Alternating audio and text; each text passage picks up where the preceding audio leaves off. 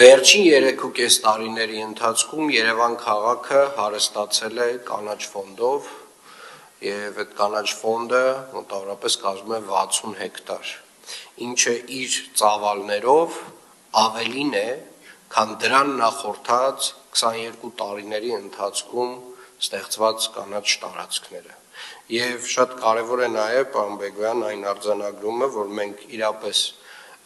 այն ցուցանիշին ենք կանաչ տարածքների, որ ունեցել ենք Խորհրդային Միության լավագույն տարիներին, որը նշանակում է, որ Երևան քաղաքը նվազագույնը իր կանաչ ֆոնդը վերականգնել է, բայց նաև պետք է արձանագրենք, որ մենք ունենք շատ ավելի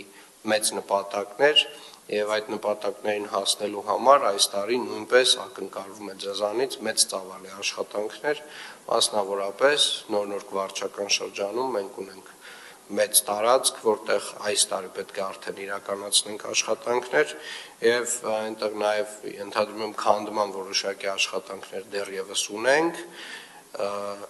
դա պետք է պլանավորել, քանդումները իրականացնել եւ զուգահեռաբար դուք էլ արդեն պետք է սկսեք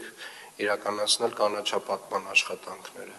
Մոտավորապես 35 հեկտարի մասին։ Այո, պարոն քաղաքապետ, 35 հեկտար տարածք է զբաղեցնում այդ հատվածը։